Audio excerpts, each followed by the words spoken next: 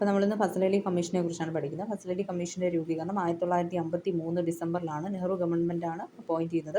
ഇതിൻ്റെ റിപ്പോർട്ട് സമർപ്പണം എന്ന് പറഞ്ഞാൽ 2 വർഷം കഴിഞ്ഞ് 1955 സെപ്റ്റംബറിനാണ് റിപ്പോർട്ട് സമർപ്പണം എന്ന് പറയുന്നത്. അപ്പോൾ 1953 ഡിസംബറിലാണ് രൂപീകരണം. 1955 2 വർഷം കഴിഞ്ഞ് 55 സെപ്റ്റംബറിലായിരുന്നു ഇതിൻ്റെ റിപ്പോർട്ട് സമർപ്പണം. നെഹ്റു ഗവൺമെൻറ്റാണ് ഇതിനെ നിയോഗിച്ചിരിക്കുന്നത് അല്ലേ. ഫസൽ അലി കമ്മീഷനെ സ്വാതന്ത്ര്യാനന്തരമാണെന്നുള്ളതും പ്രത്യേകം ഓർത്തോളാം. മെമ്പേഴ്സ് എന്ന് പറയുന്നത് Fazal Ali, H N Kunzru, K M Panikkar, Sardar K M പണിക്കറാണ്. അപ്പോൾ അദ്ദേഹമാണ് മലയാളിയായിട്ടുള്ള ഏക അംഗം എന്ന് പറഞ്ഞിട്ടുള്ളത് ഈ ഒരു ഫസൽ അലി കമ്മീഷൻ്റെ. 1956 ആയപ്പോഴത്തേക്കും സംസ്ഥാന പുനഃസംഘടനാ നിയമം വന്നു. അപ്പോൾ 1956 സംസ്ഥാന പുനഃസംഘടനാ നിയമം വരുന്നത് ഏതിൻ്റെ ബേസിസിലാണ്? ഈ 55 റിപ്പോർട്ടിൻ്റെ ബേസിസിലാണ് സംസ്ഥാന പുനഃസംഘടനാ നിയമം വരുന്നത്. അതിൻ്റെ ഫലമായിട്ടാണ് 1956 നവംബർ 1 എന്ത് ചെയ്യുന്നത്? 14 സ്റ്റേറ്റും 6 യൂണിയൻ ടെറിട്ടറീസും ഫോം ചെയ്യുന്നത്.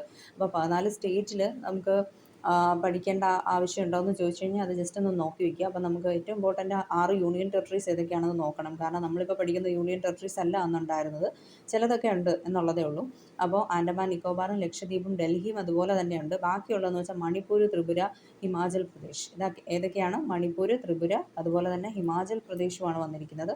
ഇത് മൂന്നുമാണ് മറ്റ് യൂണിയൻ ടെറിട്ടറീസ് എന്ന് പറഞ്ഞത്. അപ്പോൾ അങ്ങനെ മൊത്തത്തിൽ 6 യൂണിയൻ ടെറിട്ടറീസ്. ഏതൊക്കെയാണ് യൂണിയൻ ടെറിട്ടറീസ്? ഒന്നുകൂടെ പറയാം. ഡൽഹി ഉണ്ട്, അതുപോലെ തന്നെ ആൻഡമാൻ നിക്കോബാർ, ലക്ഷദ്വീപുണ്ട്, മണിപ്പൂരുണ്ട്, ത്രിപുരയുണ്ട്, ഹിമാചൽ പ്രദേശ് ഉണ്ട്. അപ്പോൾ ഇത്രയിടമാണ് യൂണിയൻ ടെറിട്ടറീസ് ആയിട്ട് നിന്നിരുന്നത്. അപ്പോൾ ഈ സംസ്ഥാന പുനഃസംഘടനാ നിയമം വന്നു എന്ന് പറഞ്ഞിട്ടില്ലായിരുന്നു. അപ്പോൾ ഇതൊക്കെ വരാനായിട്ട് കുറച്ച് ലേറ്റായി. ലേറ്റ് ആവാനുള്ള കാര്യം എന്ന് പറഞ്ഞാൽ ഗവൺമെൻറ്റിന് വലിയ താല്പര്യമില്ലായിരുന്നു. ഭാഷാടിസ്ഥാനത്തിൽ ഇങ്ങനെ ഡിവൈഡ് ചെയ്ത് കഴിഞ്ഞാൽ എല്ലാം പ്രശ്നമാവും, ആൾക്കാർ ഡിവൈഡായി പോകുമെന്നൊക്കെ ഉള്ളൊരു പ്രശ്നം ഉണ്ടായിരുന്നു. പിന്നെ നാട്ടുരാജ്യ സംയോജനമൊക്കെ നടത്താനായിട്ട് കുറച്ച് താമസിച്ചു. അപ്പോൾ അങ്ങനെയൊക്കെയുള്ള പ്രശ്നങ്ങൾ കാരണമാണ് ഇത് കുറച്ച് വൈകിയതെന്ന് പറയാൻ പറ്റും. ഭാഷാടിസ്ഥാനത്തിൽ സംസ്ഥാനങ്ങളുടെ ആ ഒരു ഡിവിഷൻ എന്ന് പറഞ്ഞിട്ടുള്ളത്. അപ്പോൾ ഇതിന് മുന്നേ തന്നെ 1948 എസ് കേദറിൻ്റെ കമ്മീഷൻ ഉണ്ടായിരുന്നു, ജൂണിൽ നിയോഗിച്ചിട്ടുണ്ടായിരുന്നു. പക്ഷേ അദ്ദേഹത്തിനും വലിയ താല്പര്യമില്ലായിരുന്നു ഭാഷാടിസ്ഥാനത്തിൽ എന്ത് ചെയ്യാനായിട്ട്, ഇങ്ങനെ വിഭജിക്കാനായിട്ട്. അതിനെതിരായിട്ടാണ് നിലകൊണ്ടത് എസ് കേദർ കമ്മിറ്റി. അപ്പോൾ എസ് കേദർ കമ്മിറ്റി നിയോഗിക്കുന്നപ്പോൾ ആരായിരിക്കും? നമ്മുടെ നെഹ്റു ഗവൺമെൻറ് അല്ല. അന്ന് ഏതാണ് ആധിപത്യത്തിലുണ്ടായിരുന്നത്? ഭരണഘടനാ നിർമ്മാണ സഭയാണ്. അപ്പോൾ ഭരണഘടനാ നിർമ്മാണ സഭയാണ് അവർ നിയോഗിക്കുന്നത്. ഈ പ്രാവശ്യം ഒരു ക്വസ്റ്റ്യൻ ഉണ്ടായിരുന്നു അത് റിലേറ്റ് ചെയ്തിട്ട്. നമ്മുടെ ഗവൺമെൻറ്റാണ് നിയോഗിച്ചതെന്ന് പറഞ്ഞു. നമ്മൾ അത് ശ്രദ്ധിക്കത്തില്ല പെട്ടെന്ന് ചോദിക്കുമ്പോഴത്തേക്ക്. അപ്പോൾ എന്താണ് 1948 എസ് കേദർ കമ്മിറ്റിയെ ജൂണിൽ എസ് കേദർ കമ്മിറ്റിയെ നിയോഗിച്ചിരുന്നത് ആരാണെന്ന് ചോദിച്ചു കഴിഞ്ഞാൽ ഭരണഘടനാ നിർമ്മാണ സഭയാണ്. Devar against this language based state formations എന്ന് നമുക്ക് പറയാം. അപ്പോൾ ഇതിൻ്റെ എല്ലാം തുടക്കം, ഇതിനെല്ലാം മുന്നോടിയായിട്ട് ഇങ്ങനെ ഒരു ഭാഷാ അടിസ്ഥാനത്തിൽ ഇപ്പോൾ എസ് കേദർ കമ്മിറ്റി വന്നു.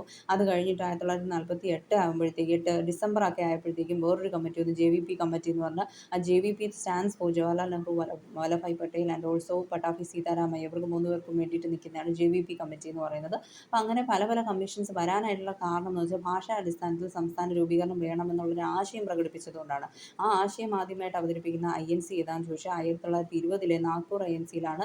അന്നത്തെ അധ്യക്ഷൻ ആരായിരുന്നു വെച്ചാൽ C വിജയരാഘവ ആചാര്യർ എന്ന് പറഞ്ഞിട്ടുള്ള അദ്ദേഹത്തെ ദക്ഷിണേന്ത്യയിലെ സിംഹം, ഹീറോ ഓഫ് സേലം എന്നൊക്കെ പല പേരുകൾ പറയാറുണ്ട്. ഓക്കെ, എനിവേ അപ്പോൾ നാഗ്പൂരിലാണ് എന്ത് ചെയ്തത് 1920 ഭാഷാടിസ്ഥാന സംസ്ഥാന രൂപീകരണം വേണമെന്നൊക്കെ ഉള്ളൊരു ആശയം കാര്യങ്ങളൊക്കെ അവതരിപ്പിക്കുന്നതും ഒക്കെ. അപ്പോൾ അതിനുശേഷമാണ് ഇതെല്ലാം ഫോം ചെയ്തത്. അങ്ങനെ ഫോം ചെയ്യുന്നു. അങ്ങനെയാണെങ്കിൽ ഞാൻ പറഞ്ഞു 14 സ്റ്റേറ്റുകളും 6 യൂണിയൻ ടെറിട്ടറി വളരെ ഇമ്പോർട്ടൻ്റ് ആണ്. അതിൻ്റെ എണ്ണം എന്ന് പറയുന്നത് നവംബർ 1 നിലവിൽ വന്നു. 1956 കേരളം ഉൾപ്പെട്ടിട്ടുണ്ട്. അപ്പം 15ാമതായിട്ട് പിന്നീട് ഫോം ചെയ്ത സ്റ്റേറ്റ്, അന്ന് ഫോം ചെയ്ത പിന്നീട് 15ാമതായിട്ട് ഫോം ചെയ്ത സ്റ്റേറ്റ് എന്നാണ് ഗുജറാത്താണ് ഫോം ചെയ്യുന്നത്. ഏറ്റവും ലാസ്റ്റ് ഫോം ചെയ്ത സ്റ്റേറ്റ് നമുക്ക് എല്ലാവർക്കും അറിയാം തെലങ്കാനയാണ്. അത് എന്നാ ഫോം ചെയ്തതെന്ന് ചോദിച്ചു കഴിഞ്ഞാൽ നമുക്കറിയില്ലായിരിക്കും അല്ലേ. അപ്പോൾ ഡേറ്റ് പഠിച്ചോളാം. 2014 ജൂൺ 2 തെലങ്കാന ഫോർമേഷൻ ഉണ്ടാവുന്നത്. അപ്പം ഈ തെലങ്കാനയെ ഫോം ചെയ്യിപ്പിക്കാനുള്ള പ്രധാനപ്പെട്ട റീസൺ എന്ന് പറഞ്ഞു കഴിഞ്ഞാൽ 1956 നവംബർ 1 ആന്ധ്രാപ്രദേശ് ഉൾപ്പെടുന്ന സംസ്ഥാനങ്ങളാണ് വന്നത്. അപ്പോൾ ആന്ധ്രാപ്രദേശ് അതിന് മുന്നേ ഫോം ചെയ്തിട്ടുണ്ടായിരുന്നു. അപ്പോൾ ആദ്യം ഭാഷാടിസ്ഥാനത്തിൽ രൂപപ്പെട്ട സംസ്ഥാനം ഏതാണെന്ന് ചോദിച്ചാൽ നമ്മൾ ആന്ധ്രാപ്രദേശാണ് പറയുന്നത്. ഈ 14 സ്റ്റേറ്റുകളുടെയും പേരുകൾ ഒന്നിച്ച് നമ്മൾ പറയുന്നില്ല. അപ്പോൾ അതിൽ നിന്ന് തന്നെ മനസ്സിലാക്കാം 56 മുന്നേ ഫസൽ അലി കമ്മീഷനൊക്കെ വരുന്നതിന് മുന്നേ എന്ത് ചെയ്യുന്നു 1953 ഒക്ടോബർ 1 നെഹ്റുവിൻ്റെ പ്രഖ്യാപനത്തോട് കൂടിയിട്ട് ആന്ധ്രാപ്രദേശ് എന്ന് പറയുന്ന ഒരു സംസ്ഥാനമായിട്ട് മാറുന്നുണ്ട്. അങ്ങനെ ഒരു ചെറിയ സംസ്ഥാനമായിട്ട് തുടങ്ങി പിന്നീട് 56 നവംബർ 1 ഇവരുടെ കമ്മീഷൻ വന്നിട്ട് ഈ ആന്ധ്രാപ്രദേശിനെ കുറച്ചും കൂടെ വലുപ്പത്തിലാക്കുന്നു. അതായത് ഹൈദരാബാദും കൂടെ ഇതിൻ്റെ കൂടെ ചേർക്കുന്നു. അപ്പോൾ എന്ത് ചെയ്യുന്നു, വലിയൊരു സ്റ്റേറ്റ് ആയിട്ട് മാറുന്നു. പിൽക്കാലത്ത് ഇപ്പോൾ 2014 ജൂൺ 2 ആ ചേർത്ത ഹൈദരാബാദിൻ്റെ പോർഷൻസ് എല്ലാം മാറ്റി വീണ്ടും വേറൊരു സ്റ്റേറ്റ് ആയിട്ട് മാറി. അതാണ് തെലങ്കാന എന്ന് പറയുന്നത്. അപ്പം അങ്ങനെയുള്ള ഒരു ട്രാൻസ്മിഷനാണ് ഇവിടെ നടക്കുന്നത്. എന്തുകൊണ്ടാണ് 1953 ഒക്ടോബർ 1 ആന്ധ്രാപ്രദേശ് നേരത്തെ ഫോം ചെയ്തതെന്ന് ചോദിച്ചു കഴിഞ്ഞാൽ പോറ്റി ശ്രീരാമലു അദ്ദേഹമാണ് അതിൻ്റെ പ്രധാനപ്പെട്ട റീസൺ. അദ്ദേഹം നിരാഹാര സത്യാഗ്രഹമൊക്കെ കിടന്നിട്ടുള്ള ഒരു വ്യക്തിയാണ്. അദ്ദേഹം ഗാന്ധിജിയുടെ ഒരു പിൻഗാമിയായിരുന്നു. നിരാഹാരം എന്ന് പറയുമ്പോൾ തന്നെ മനസ്സിലാക്കാം ഗാന്ധിജിയുടെ ഒരു പിൻഗാമിയായിരുന്നു അദ്ദേഹം. അദ്ദേഹത്തെ ഫോളോ ചെയ്തിരുന്ന വ്യക്തിയായിരുന്നു. ഒരുപാട് നിരാഹാര സത്യാഗ്രഹങ്ങളൊക്കെ നടത്തിയിട്ടുണ്ട്. 1946 തന്നെ മദ്രാസിൽ ഈ ദളിതരുടെ ക്ഷേത്രപ്രവേശനവുമായിട്ട് ബന്ധപ്പെട്ട് നിരാഹാര സത്യാഗ്രഹം നടത്തിയിട്ടുള്ള വ്യക്തിയാണ്. അതുപോലെ തന്നെ ഇതിനും ശ്രമിച്ചതായിരുന്നു. 1952 52 അദ്ദേഹം നിരാഹാര സത്യാഗ്രഹത്തിന് തുടക്കം ഇടുന്നത്. 1952 ഒക്ടോബർ 19 നിരാഹാരം തുടങ്ങിയത്. അതിനുശേഷം 1952 സെയിം 52 ആയപ്പോഴും തന്നെ ഡിസംബർ 15 അദ്ദേഹം മരണപ്പെടുകയാണ് ചെയ്തത്. ഡിസംബർ 15 മരണപ്പെട്ടു. അതിനുശേഷം വലിയ പ്രതിഷേധങ്ങളുണ്ടായി. പ്രതിഷേധത്തിനെ തുടർന്നാണ് 1953 ഒക്ടോബർ 1 ആന്ധ്രാപ്രദേശ് എന്ന് പറഞ്ഞിട്ടുള്ളത് എന്ത് ചെയ്തത്, ഫോം ചെയ്തത്, ഒരു പുതിയ സ്റ്റേറ്റ് ആയിട്ട് ഫോം ചെയ്യുന്നത്. അപ്പോൾ അത് ജസ്റ്റ് നോക്കി വയ്ക്കുക, പോറ്റി ശ്രീരാമലുവിൻ്റെ കാര്യം. ഓക്കെ, അപ്പോൾ അടുത്തതെന്ന് പറഞ്ഞു കഴിഞ്ഞാൽ ഇപ്പോൾ നമുക്ക് എത്ര സ്റ്റേറ്റ്സ് ആണുള്ളത്? 28 സ്റ്റേറ്റ്സ് ആൻഡ് 8 യൂണിയൻ ടെറിട്ടറീസ് ആണ് ഇപ്പോൾ നമുക്ക് നിലവിലുള്ളതെന്ന് പറയാം. 8 യൂണിയൻ ടെറിട്ടറീസും ഉണ്ട്. ഓക്കെ, അപ്പോൾ ഇതിൽ 28 സ്റ്റേറ്റ് എന്നൊക്കെ പറയുന്നത് പലപ്പോഴും മാറിയൊക്കെ വരാറുണ്ട്. നമുക്കിപ്പോഴും കൺഫ്യൂഷനാണ്. കാരണം ഇടയ്ക്ക് വെച്ചിട്ട് 2019 ഓഗസ്റ്റ് 5 ആയപ്പോഴത്തേക്കും ആർട്ടിക്കിൾ 370 എന്ന് പറഞ്ഞിട്ടുള്ളതൊക്കെ എടുത്ത് കളഞ്ഞു. അതിലെന്ന് പറഞ്ഞു കഴിഞ്ഞാൽ ജമ്മു കാശ്മീരിന് പ്രത്യേക പദവി നൽകിയിരുന്നതായിരുന്നു. ഇപ്പം ജമ്മു കാശ്മീർ യൂണിയൻ ടെറിട്ടറി ആണ്, എല്ലാ റൂൾസും ഒബേ ചെയ്യുന്നുണ്ട്. ഇപ്പം ചില ക്വസ്റ്റ്യൻസിലൊക്കെ കാണാറുണ്ട് വിവരാവകാശ നിയമം ജമ്മു കാശ്മീരിന് ബാധകമല്ല. നേരത്തെ ബാധകമല്ലായിരുന്നു, പക്ഷേ ഇപ്പോൾ യൂണിയൻ ടെറിട്ടറി ആയതിനു ശേഷം 2019 ശേഷം എല്ലാ നിയമങ്ങളും മറ്റ് സംസ്ഥാനങ്ങളെ പോലെ തന്നെ ആർക്കും ബാധകമാണ്. ജമ്മു കാശ്മീരിനും ബാധകമായിട്ടുള്ളതാണ്. പ്രത്യേക പദവിയൊന്നുമില്ല. അവിടെ പ്രത്യേക ഒരു സർക്കാർ ഉണ്ടായിരുന്നു, അവർ തീരുമാനിക്കുന്ന പ്രകാരമായിരുന്നു കാര്യങ്ങളെല്ലാം നടന്നുകൊണ്ടിരുന്നത്. ഇപ്പോൾ പക്ഷേ അങ്ങനെയുള്ള കാര്യങ്ങളൊന്നും അവിടെ നടക്കില്ല. അപ്പോൾ അത് ആർട്ടിക്കിൾ 370 എന്ന് പറഞ്ഞിട്ടുള്ളത് ബേസ്ഡ് ആയിട്ടുള്ള ഒരു പദവിയായിരുന്നു അന്ന്.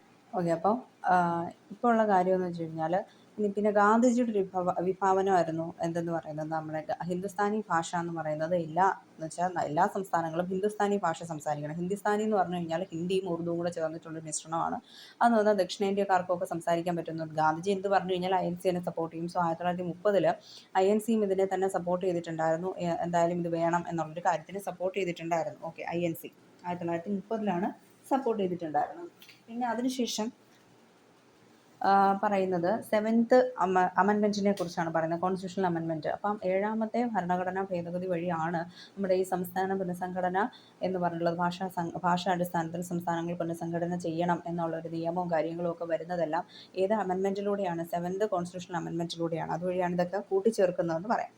അപ്പോൾ ഹിന്ദി ദേശീയ ഭാഷയാക്കണം, അതുപോലെ ഭരണഘടനാ ഭാഷയായിട്ട് ഹിന്ദി വരണം എന്നൊക്കെയുള്ളൊരാശയം വേറൊരു വ്യക്തി RV ദുലേഖർ എന്ന് പറഞ്ഞിട്ടുള്ള വ്യക്തി എന്ത് ചെയ്തിട്ടുണ്ടായിരുന്നു, പറഞ്ഞിട്ടുണ്ടായിരുന്നു. പക്ഷേ ദക്ഷിണേന്ത്യയിൽ നിന്നുള്ളൊരു പ്രതിനിധിയായിട്ടുള്ള സൗത്ത് ഇന്ത്യൻ പ്രതിനിധി SG ദുർഗാബായി ഇതിനെ ശക്തമായിട്ട് എതിർത്തിരുന്നു, ഹിന്ദി ദേശീയ ഭാഷയാക്കുന്നതിനെതിരായിട്ട്.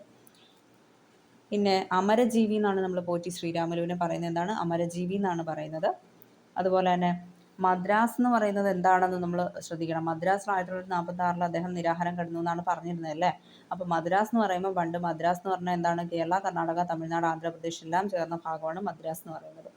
സർദാർ KM പണിക്കറിനെ കുറിച്ച് നമ്മളിവിടെ പഠിച്ചു. അപ്പോൾ അദ്ദേഹത്തെക്കുറിച്ച് 1-2 പോയിന്റ്സ് പറയുവാണ്. കാവാലം മാധവ പണിക്കർ എന്നാണ് അദ്ദേഹത്തിൻ്റെ ഫുൾ നെയിം. KM പണിക്കർ എന്ന് കാവാലം മാധവ പണിക്കറാണ്. രാജ്യസഭയിൽ അംഗമാകുന്ന ആദ്യ മലയാളിയാണ്. അതുപോലെ ചൈനയിൽ ഇദ്ദേഹം ഫസ്റ്റ് ഇന്ത്യൻ അംബാസിഡർ ആയിരുന്നു. അതായത് ഇന്ത്യയിലെ തന്നെ അംബാസിഡറായിട്ട് ആദ്യമായിട്ട് ചൈനയിൽ പോകുന്ന വ്യക്തി ഇദ്ദേഹമാണ്. ചൈനയിൽ ഇന്ത്യൻ അംബാസിഡറായിട്ട് റെപ്രസെൻറ്റ് ചെയ്ത ഫസ്റ്റ് വ്യക്തി ഇന്ത്യക്കാരനെന്നത് ഇദ്ദേഹമാണ്. അതുപോലെ തന്നെ നെക്സ്റ്റ് കേരള സാഹിത്യ അക്കാദമിയുടെ ഫസ്റ്റ് എന്തായിരുന്നു പ്രസിഡൻ്റായിട്ട് ഇദ്ദേഹം ഇരുന്നിട്ടുണ്ട്. പഴശ്ശിരാജയെ കേരള സിംഹം എന്ന് വിശേഷിപ്പിച്ചത്, മന്നത്ത് പത്മനാഭനെ കേരളത്തിൻ്റെ മദൻ മോഹൻ മാളവ്യ എന്നൊക്കെ വിശേഷിപ്പിച്ചത് ഇദ്ദേഹമാണ്. അദ്ദേഹം കൃതികളൊക്കെ എഴുതിയിരുന്നത് ചാണക്യ എന്നുള്ള പേരിൽ, കേരള പുത്ര എന്നൊക്കെ പറഞ്ഞുള്ള പേരിലാണ് എഴുതിയിരുന്നത്. അപ്പം ഇദ്ദേഹത്തിൻ്റെ പ്രധാനപ്പെട്ട രചനകളെന്ന് പറയുമ്പോഴത്തേക്കും 2 ചൈനകൾ, അതായത് ചൈനയുടെ ബ്രാൻഡ് അംബാസിഡർ ആണെന്ന് പറഞ്ഞു, അതിൽ നിന്ന് തന്നെ മനസ്സിലാക്കാം 2 ചൈനകൾ ഇദ്ദേഹത്തിൻ്റെ പ്രധാനപ്പെട്ട കൃതിയാണ്. കേരള സിംഹം എന്ന് പറഞ്ഞിട്ടുള്ളത് ഓൾറെഡി നമുക്ക് ഈ കണക്ഷൻസ് വെച്ചിട്ട് നമുക്ക് എഴുതാവുന്നതേ ഉള്ളൂ. ഇപ്പോൾ പഴശ്ശിരാജ, അപ്പോൾ നമുക്ക് പറങ്കി പടയാളി എന്ന് പറയാം. അവർക്കെതിരെയൊക്കെ ആയിട്ടെല്ലാം നിന്നിരുന്നതെന്ന് വെച്ചിട്ട് എന്ത് ചെയ്യുക, അന്നത്തെ ആ പറങ്കി പടയാളികൾ പോർച്ചുഗീസുകാരെ അദ്ദേഹം അതിനെക്കുറിച്ച് കൂടുതൽ എഴുതിയിട്ടുള്ള വ്യക്തിയായിരുന്നു. അപ്പോൾ പറങ്കി പടയാളി, മലബാറും പോർച്ചുഗീസും പിന്നെന്താണ് ഇതൊക്കെയായിരുന്നു. പിന്നെ 2 ചൈനകൾ പറഞ്ഞുകൊണ്ട് അതുമായിട്ട് കണക്ട് ചെയ്ത് ചൈനയിൽ പോകുന്ന ഭയങ്കര ആപത്കരമായ യാത്ര എന്നൊക്കെ വിചാരിച്ചുകൊണ്ട് നമുക്ക് വേണമെങ്കിൽ ഒരു യാത്രാ വിവരണം അദ്ദേഹം എഴുതിയിട്ടുണ്ട്. അതിൻ്റെ പേര് ആപത്കരമായ യാത്ര എന്നാണ്. അപ്പോൾ അതുമായിട്ട് കണക്ട് ചെയ്ത് ചൈനയിലെ യാത്രയുമായിട്ട് കണക്ട് ചെയ്തോ എങ്ങനെയെങ്കിലും ഒന്ന് ട്രിക്ക് വെച്ചിട്ട് നമുക്ക് ഓർത്തിരിക്കാം. ആപത്കരമായ യാത്രാ വിവരണമാണ് A history of Kerala, the state and the citizen. The state and the citizen എന്ന് പറഞ്ഞാൽ അദ്ദേഹത്തിൻ്റെ എസ്സേ ആണ്, the state and the citizen. അപ്പോൾ രണ്ട് ചൈനകൾ എന്ന് പറഞ്ഞാൽ the view of A bureaucrat എന്ന് പറഞ്ഞിട്ട് എന്തോ ഒരു അഡീഷണൽ ആയിട്ടുള്ള വാക്കുകൂടെ ഉണ്ട്. ഈസി ആയിട്ടുള്ള വേർഡുകളിൽ ഞാൻ ഈ ഒരു ഷോർട്ട് ഫോം പറഞ്ഞതേ ഉള്ളൂ. ടു ചൈന അല്ലെങ്കിൽ രണ്ട് ചൈനകൾ എന്ന് പറഞ്ഞിട്ടുള്ള ഒരു പേരിലാണ് തുടക്കം. അതിൻ്റെ കൃതിക്ക് കുറച്ചും കൂടെ എക്സ്റ്റൻഷൻ ഉണ്ട് ആ പേരിൽ. കേരള സിംഹം, പറങ്കി പടയാളി, മലബാറും പോർച്ചുഗീസും, ആപത്കരമായ യാത്ര പറഞ്ഞ A history of Kerala, the state and the citizen എന്ന് പറഞ്ഞിട്ടുള്ളത്. ഇതൊക്കെയാണ് പ്രധാനപ്പെട്ട രചനകളെന്ന് പറഞ്ഞിട്ടുള്ളത്. വേറെയും ഉണ്ട് ഇഷ്ടം പോലെ. അപ്പോൾ നിങ്ങൾക്ക് ആവശ്യമുണ്ടെങ്കിൽ അത് റെഫർ ചെയ്യാവുന്നതാണ്. ഇത്രയൊക്കെയാണ് നമ്മൾ സ്റ്റേറ്റിനെ കുറിച്ചും നമ്മുടെ സ്റ്റേറ്റ് റീഓർഗനൈസേഷൻ കമ്മീഷനെ കുറിച്ചും ഫെസിലിറ്റി കമ്മീഷനെ കുറിച്ച് പറയാനുള്ളത്.